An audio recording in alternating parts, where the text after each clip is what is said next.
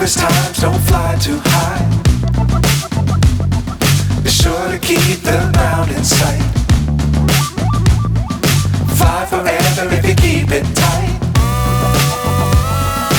Love the world but keep the sky on your mind.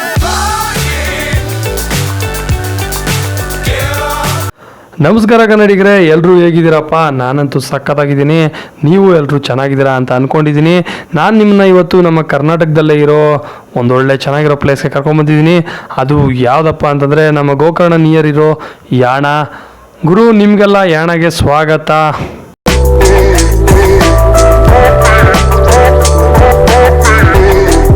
ಗುರು, ಇಲ್ಲಿ ನೋಡ್ತಿದ್ರಲ್ಲ ನೀವು, ಇದೆಲ್ಲ ಪರಿಸರಕ್ಕೆ ಸಂಬಂಧಪಟ್ಟ ಹಾಗೆ ಕನ್ನಡದಲ್ಲಿ ತುಂಬ ಬರೆದಿದ್ದಾರೆ. ಸೊ ನಾನು ವೀಡಿಯೋದಲ್ಲಿ ತುಂಬ ತೋರಿಸಿದ್ದೀನಿ. ನಿಮ್ಗೆ ಅದು ಯಾವುದು ಗೊತ್ತಾಗ್ತು ಕರೆಕ್ಟಾಗಿ ಅಂತ ಅಂದ್ಬಿಟ್ಟು ಕಮೆಂಟ್ ಮಾಡಿ. ಆ್ಯಂಡ್ ಇದು ತುಂಬ ಚೆನ್ನಾಗಿದೆ ಲೈನ್ಸ್ಗಳು. ಸೊ ಇದು ಯೂಸ್ಫುಲ್ ಆಗುತ್ತೆ, ಓದಿ.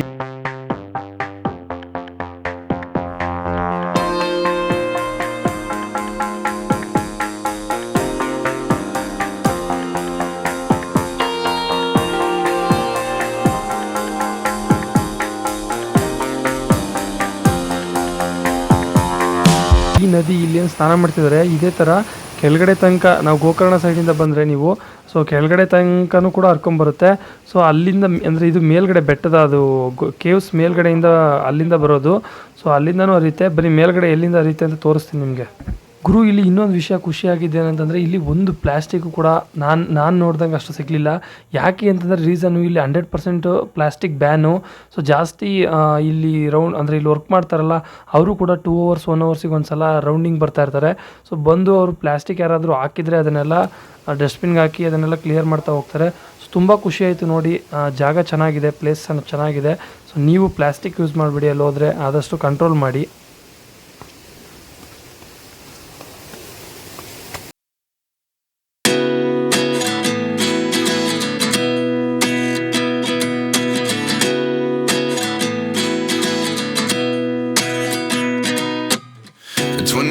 And I find myself wondering what did happen to the last 10. I ran away with my life, fast forward, never turn back again. It's kind of funny that the more we pass time, the more we need to set the rewind. And 19 was the year I had to leave you, but now I'm seeing all the signs. ಹೋಗುತ್ತೆ, but ಇಲ್ಲಿಗೆ ಎಲ್ಲಿಂದ ಬರುತ್ತೆ ಅಂತ ಗೊತ್ತಿಲ್ಲ. ಗುರು ಭಸ್ಮಾಸುರ ತುಂಬ ವರ್ಷಗಳು ತಪಸ್ ಮಾಡಿ ಶಿವನ ಹತ್ರ ಒಂದು ವರ ತಗೊಂತಾನೆ. ಆ ವರ ಏನಂತಂದರೆ, ನಾನು ಯಾರ ತಲೆ ಮೇಲೆ ಕೈ ಇಟ್ಟರೆ ಅವರು ಭಸ್ಮ ಆಗಬೇಕು ಅಂತ ಅಂದ್ಬಿಟ್ಟು. ಸೊ ಆಯಿತು ಅಂದ್ಬಿಟ್ಟು ಶಿವ ವರ ಕೊಡ್ತಾನೆ. ಅದು ವರ ಕೊಟ್ಟಾದ್ಮೇಲೆ ಇವನಿಗೆ ಭಸ್ಮಾಸುರನಿಗೆ ಡೌಟ್ ಬಂದ್ಬಿಡುತ್ತೆ, ಈ ವರ ವರ್ಕ್ ಆಗುತ್ತಾ ಇಲ್ವಾ ಅಂದ್ಬಿಟ್ಟು. ಸೊ ಅದಕ್ಕೆ ಇವನೇನು ಮಾಡೋಕ್ಕೆ ಹೋಗ್ತಾನೆ, ಇವನು ಶಿವನ ಮೇಲೇ ಕೈ ಇಡಕ್ಕೆ ಹೋಗ್ಬಿಡ್ತಾನೆ. ಸೊ ಕೈ ಇಡಕ್ಕೆ ಹೋದಾಗ ಶಿವ ಓಡೋಗ್ತಾನೆ. ಸೊ ಇದನ್ನೆಲ್ಲ ನೋಡಿದಂಥ ಭಗವಾನ್ ವಿಷ್ಣು ಏನು ಮಾಡ್ತಾನೆ, ಮೋಹಿನಿ ಅವತಾರ ತಾಳಿ ಬಂದು ಭಸ್ಮಾಸುರನ ಜೊತೆ ಡ್ಯಾನ್ಸ್ ಮಾಡ್ತಾ ಇರ್ತಾನೆ. ಸೊ ಹಂಗೆ ಡ್ಯಾನ್ಸ್ ಮಾಡ್ತಾ ಆ ಮತ್ತಲ್ಲಿ ಮೋಹಿನಿ ಹಂಗೆ ತಲೆ ಮೇಲೆ ಕೈ ಇಟ್ಕೋತಾಳೆ. ಸೊ ಅದೇ ಥರ ಇವನು ಭಸ್ಮಾಸುರ ಕೂಡ ಅವನ ತಲೆ ಮೇಲೆ ಅವನೇ ಕೈ ಇಟ್ಕೊತಾನೆ. ಸೊ ಅವನು ಪಡ್ಕೊಂಡಿದ್ದು ವರ ಇರುತ್ತಲ್ಲ, ಯಾರ್ದಾರ ತಲೆ ಮೇಲೆ ಕೈ ಇಟ್ಟರೆ ಅವರು ಭಸ್ಮ ಆಗಬೇಕು ಅಂತ. ಸೊ ಅವನ ತಲೆ ಮೇಲೆ ಕೈ ಇಟ್ಕೊಂಡು ಅವನೇ ಭಸ್ಮ ಆಗ್ತಾನೆ. ಸೊ ಗುರು, ಇಲ್ಲಿ ಯಾಣ ಅಂತ ಯಾಕೆ ಹೆಸರು ಬಂತು? ಸೊ ಯಾಣ ಅಂತ ಯಾಕೆ ಹೆಸರು ಬಂತು ಅಂತಂದರೆ, ಇಲ್ಲಿ ಪರಶುರಾಮ ಇರ್ತಾನಲ್ಲ, ಪರಶುರಾಮ ಶಿಶು ಹತ್ಯೆ ಮಾಡಿ ಅವನಿಗೆ ಪಾಪ ವಿಮೋಚನೆ ಆಗಿರಲ್ಲ. ಅವನು ತುಂಬ ಕಡೆ ಎಲ್ಲ ಹೋಗ್ತಾನೆ, ಅಲ್ಲೆಲ್ಲೂ ಪಾಪ ವಿಮೋಚನೆ ಆಗಲ್ಲ. ಆವಾಗ ಜನಗಳೆಲ್ಲ ಇಲ್ಲಿಗೆ ಬಂದು ನೀವು ಧ್ಯಾನ ಮಾಡಿ ಇಲ್ಲಿ ಪಾಪ ವಿಮೋಚನೆ ಆಗುತ್ತೆ ಅಂತ ಹೇಳ್ತಾರೆ. ಆವಾಗ ಅವನು ಇಲ್ಲಿಗೆ ಬರ್ತಾನೆ. ಹಂಗೆ ಜನಗಳು ಬರ್ತಾ ಇರ್ತಾರೆ. ಸೊ ಜನಗಳು ಬರಬೇಕಾದ್ರೆ ಬೇರೆ ಜನಗಳು ನೋಡಿ ಕೇಳ್ತಾರಲ್ಲ, ನೀವು ಎಲ್ಲಿಗೆ ಹೋಗ್ತಿದ್ದೀರಾ ಅಂತ. ಆವಾಗ ಯಾನಾಗ ಹೋಗ್ತಿದ್ದೀವಿ ಅಂತಂತಾರೆ. ಸೊ ಯಾನ ಅನ್ನೋದು ಬಂದು ಬ್ರಿಟಿಷರು ಬಂದ ಮೇಲೆ ಸೊ ಇದನ್ನು ಯಾಣ ಅಂತ ಚೇಂಜ್ ಮಾಡ್ತಾರೆ. ಸೊ ಅವಾಗಿಂದ ಇದು ಯಾಣ ಅಂತ ಬಂದು ಇವಾಗ ಪಾಪ್ಯುಲರ್ ಆಗಿ ಯಾಣ ಅಂತಲೇ ಫೇಮಸ್ ಆಗಿದೆ, ಪಾಪ್ಯುಲಾರಿಟಿ ತಗೊಂಡಿದೆ. ಈಗ ನಾನು ಹೇಳಿದ್ನಲ್ಲ, ಈ 2 ಕತೆ ಒಂದು ನಿಮಗೆ ಪುರಾತನ ಕಾಲದಿಂದ ಹೇಳ್ಕೊಂಬರ್ತಾ ಇರೋದು. ಇನ್ನೊಂದು ಸೈಂಟಿಫಿಕ್ ಆಗಿ ಏನು ಇದನ್ನು ಪ್ರೂವ್ ಮಾಡ್ತಿದ್ದಾರೆ ಅಂತಂದರೆ, ತುಂಬ ವರ್ಷಗಳ ಹಿಂದೆ ಇಲ್ಲಿ ಜ್ವಾಲಾಮುಖಿಯಾಗಿದೆ. ಜ್ವಾಲಾಮುಖಿಯಿಂದ ಈ ಕೇವ್ಸ್ ಈ ಥರ ಬಂದಿದೆ. ಮತ್ತು ಇದು ಇಷ್ಟೊಂದು ಶಾರ್ಪ್ ಇರೋದಕ್ಕೆ ರೀಸನ್ ಏನಂತಂದರೆ, ತುಂಬ ವರ್ಷಗಳಿಂದ ಇದು ಬಿಸಿಲಲ್ಲಿ ಮತ್ತು ಮಳೆಯಲ್ಲಿ ನೆಂದು ನೀರೆಲ್ಲ ಬೀಳುತ್ತಲ್ಲ, ಆವಾಗ ಈ ಥರ ಕೆಳಗಡೆ ಉದ್ರಿ ಆ ಥರ ಶಾರ್ಪ್ ಆಗಿದೆ ಅಂತ ಕರೀತಾರೆ. ಮತ್ತು ಇಲ್ಲಿ ಸೈಂಟಿಫಿಕ್ಕಾಗಿ ನೀವು ನೋಡಿದ್ರೆ ಜ್ವಾಲಾಮುಖಿ ಆದಾಗ ಮಣ್ಣೆಲ್ಲ ತುಂಬ ಕಪ್ಪಾಗಿರೋ ಮಣ್ಣೆ ಸಿಗುತ್ತೆ ಇಲ್ಲೆಲ್ಲ ಸುತ್ತಮುತ್ತ. ಸೊ ಹಂಗಾಗಿ ಇದನ್ನು ಸೈಂಟಿಫಿಕ್ಕಾಗೂ ಕೂಡ ನಾವು ತಿಳ್ಕೊಬೋದು. ಇವು 3 ಕತೆಗಳು ಯಾವುದೂ ಕೂಡ ನಾವು ನಂಬೋದು, ನಮ್ಮದೇನೂ ಇರ್ಬೋದು. ಸೊ ನಿಮಗೆ ಯಾವ ಕತೆ ಇದರಲ್ಲಿ ಓಕೆ ಅನಿಸುತ್ತೆ, ಈ ಥರ ಆಗಿರ್ಬೋದು ಅಂತ ಅನಿಸುತ್ತೋ ಆ ಕತೆನ ನನಗೆ ಕಮೆಂಟ್ ಮಾಡಿ, ನಾನು ನೋಡ್ತೀನಿ.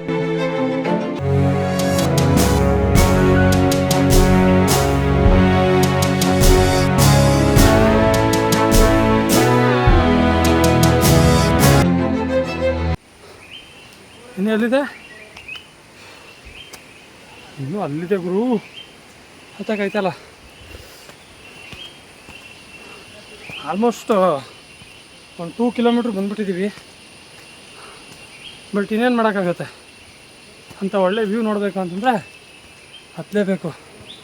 ಗುರು ಹುಡುಗಿರೇ ಹತ್ಕೊಂಡ್ಬರ್ತಿದ್ದಾರೆ, ನಮ್ಮ ಕೈಲಿ ಹತ್ತಕ್ಕಾಗಲ್ಲ. ಹತ್ತೋಣ ಬಾ, ಆದರೂ ಸುಸ್ತಾಗ್ತೈತೆ.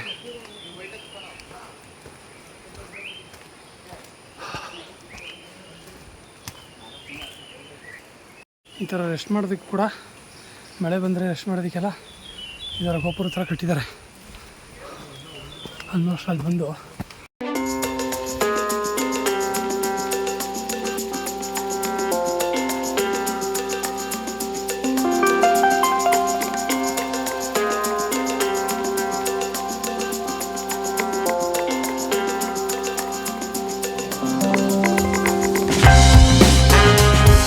ಗುರು ಇಲ್ಲಿ 2 ರೂಟ್ ಸಿಗುತ್ತೆ. ಒಂದು ಸಿರ್ಸಿ ಸೈಡಿಂದ, ಸಿರ್ಸಿಯಿಂದ ಬಂದರೆ ನಿಮಗೆ 1 ಕಿಲೋಮೀಟ್ರ್ ಹೈಕಿಂಗ್ ಇರುತ್ತೆ. ಅದಾದಮೇಲೆ ನಿಮಗೆ ಈ ಪ್ಲೇಸ್ ಸಿಗುತ್ತೆ. ಇನ್ನೊಂದು ರೂಟ್ ಯಾವುದು ಅಂತಂದರೆ ಗೋಕರ್ಣ ಸೈಡಿಂದ. ಸೊ ಗೋಕರ್ಣ ಸೈಡಿಂದ ಬಂದರೆ ನಿಮಗೆ ಮಿರ್ಜಾನ್ ಫೋರ್ಟ್ ನೋಡ್ಬೋದು. ಅದಾದಮೇಲೆ ಯಾಣಾಗೆ ಬರ್ಬೋದು. ಸೊ ಯಾಣಾಗೆ ನೀವು ಬಂದ ತಕ್ಷಣ ಅಲ್ಲಿಂದ ಪಾರ್ಕಿಂಗಿಂದ 3 ಕಿಲೋಮೀಟರ್ಸ್ ಆಗುತ್ತೆ ಹೈಕಿಂಗು. ದೇವಸ್ಥಾನ ಸಿಕ್ತು ಗುರು. ಅಬ್ಬಾ, ಕೋತಿಗಳು ಇದ್ದಾವೆ.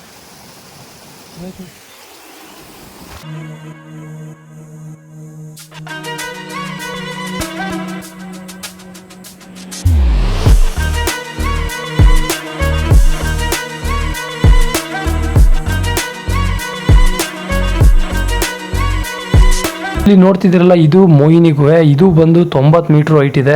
ಈ ಕಡೆ ಬಂದರೆ ನೀವು ಇದು 120 ಮೀಟ್ರ್ ಹೈಟ್ ಇದೆ. ಇದು ಭೈರವೇಶ್ವರ ಗುಹೆ.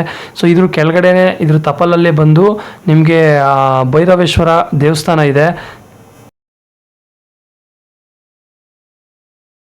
ಗುರು ಬನ್ನಿ, ಇವಾಗ ಒಳಗಡೆ ನಾವು ಭೈರವೇಶ್ವರ ದೇವಸ್ಥಾನನ ತೋರಿಸ್ತೀನಿ ನಾನು. ಅಲ್ಲಿ ಒಳಗಡೆಯಿಂದ ಹೋಗಿ ನಾವು ಈ ಏನಿದೆ ಕೇವ್ಸು, ಇದ್ರ ಒಳಗಡೆ ಒಂದು ರೌಂಡ್ ಹಾಕೊಂಡು ಬರ್ಬೋದು. ಸೊ ಅದು ತೋರಿಸ್ತೀನಿ ಬನ್ನಿ. ಒಳಗಡೆ ಎಲ್ಲ ತುಂಬ ಚೆನ್ನಾಗಿರುತ್ತೆ.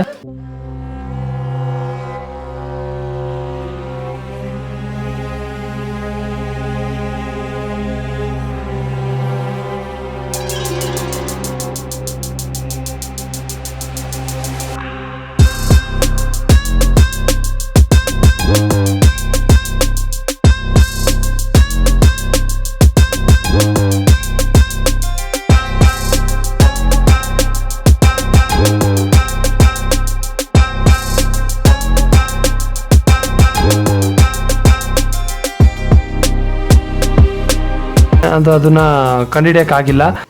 ಗುರು ಬನ್ನಿ, ಗುಹೆ ಒಳಗಡೆ ಹೆಂಗಿರುತ್ತೆ ಅಂತ ನೋಡೋಣ. ಮತ್ತು ಇಲ್ಲೇನಂತಂದರೆ ಚಪ್ಪಲಿ ಶೂ ಯಾವುದನ್ನು ಕೂಡ ಹಾಕ್ಕೊಂಡು ಈ ಗುಹೆ ಒಳಗಡೆ ಎಂಟ್ರಿ ಆಗೋಂಗಿಲ್ಲ. ಯಾಕೆ ಅಂತಂದರೆ ಇಲ್ಲಿಯ ಪವಿತ್ರತೆ ಹಾಳಾಗುತ್ತೆ ಅನ್ನೋದು ಆವಾಗಿಂದ ಇಲ್ಲಿ ನಡ್ಕೊಂಬಂದಿರುವಂಥ ಪದ್ಧತಿ. ಸೊ ಹಾಗಾಗಿ ಎಲ್ಲ ಚಪ್ಪಲಿ ಮತ್ತು ಶೂ ಎಲ್ಲನೂ ಕೂಡ ಕೆಳಗಡೆನೇ ಬಿಡಬೇಕು. ಸೊ ಬನ್ನಿ ನೋಡೋಣ. ಗುರು, ಈ ಪ್ಲೇಸ್ ಬಗ್ಗೆ ನಿಮ್ಗೇನಾದರೂ ಬೇರೆ ಥರ ಕಥೆಗಳು ಗೊತ್ತಿದ್ರೆ ಕಮೆಂಟ್ ಮಾಡಿ. ಸೊ ಇದು ಈ ಥರ ಅಲ್ಲ, ಈ ಥರ ಅಂತಂದ್ಬಿಟ್ಟು. ಸೊ ನಮಗೆ ಎಷ್ಟು ಇದು ನನ್ನ ಇಂಟರ್ನೆಟಲ್ಲಿ ಅಥವಾ ಬೇರೆ ಕಡೆ ಎಲ್ಲ ಚೆಕ್ ಮಾಡಿದಾಗ ಹೆಂಗೆ ಸಿಕ್ತೋ ಅಷ್ಟು ಕಥೆನ ಹೇಳಿದ್ದೀನಿ ನಿಮಗೆ ಈ ಥರ ಇದೆ ಅಂತ. ಸೊ ನಿಮಗೂ ಏನಾದರೂ ಇದು ಬೇರೆ ಥರ ಕಥೆ ಅಂತಂದರೆ ಪ್ಲೀಸ್ ಕಮೆಂಟ್ ಮಾಡಿ, ತಿಳ್ಕೊಳ್ಳೋಣ ನಾವು.